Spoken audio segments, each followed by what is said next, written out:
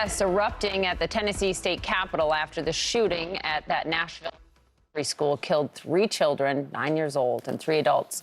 The people that you see here yelling, "No action, no peace," they're lawmakers. And while protesters were outside the chamber demanding action on gun control inside, those lawmakers took over the session with bullhorns, and now they are facing possible removal from office.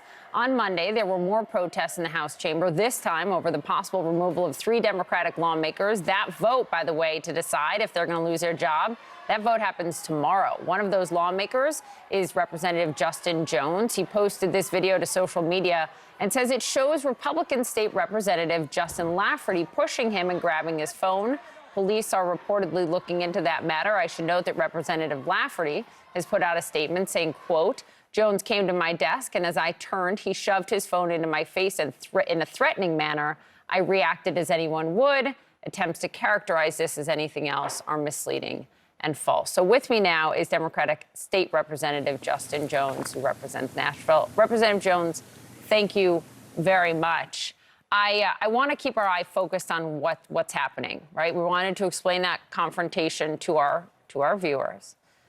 But you're at risk of losing your job tomorrow. If you lose your job for taking the floor in the way you did to call for more action on guns, will it have been worth it?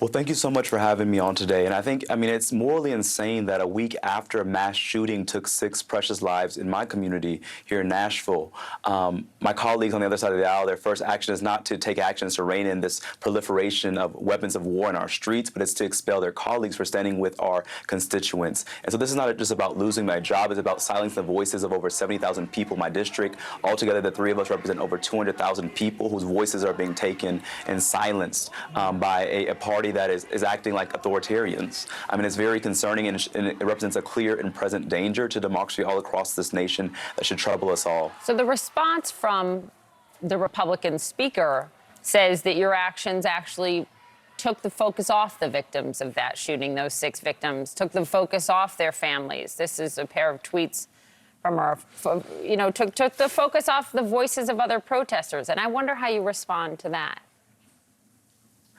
That we went up to the well because our people were continually silenced. Protesters were silenced. The Speaker of the House refused to let any member speak on the issue of guns. And so he shut down democratic debate. And so we found a way to get in the way and to get in good trouble, as John Lewis called it, because that's what was needed, that he was shutting the microphone off the movement of the people. And that's why we had a megaphone, because he shut off the microphone on the people. And the Speaker of the House is now once again trying to silence voices by trying to oust us, voices of opposition, voices trying to hold him accountable for his proliferation of guns that he promotes in his policies. And so, what are you going to do if you lose your seat?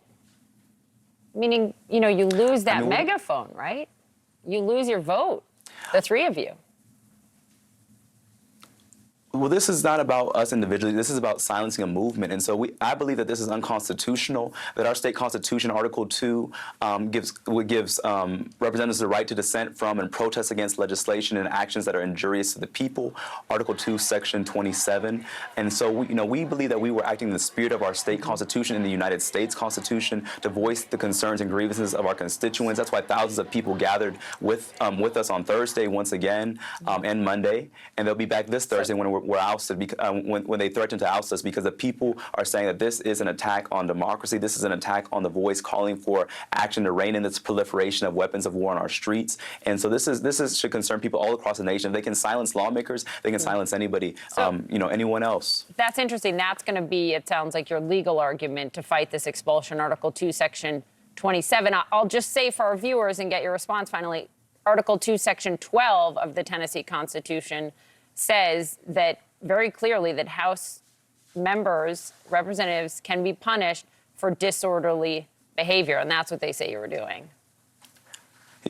And I just want to know that this is only the third expulsion since the Civil War in the Tennessee House of Representatives. The last expulsion was for sexual harassment, 22 counts in 2016, Representative Jeremy Durham. The expulsion before that in 1980 was for a recording of a lawmaker taking a $1,000 bribe for his vote. And so they're saying that our actions of First Amendment activity, of standing with our constituents, demanding common sense gun control, is equal and equivalent to those crimes and unethical behavior. That's what they're saying.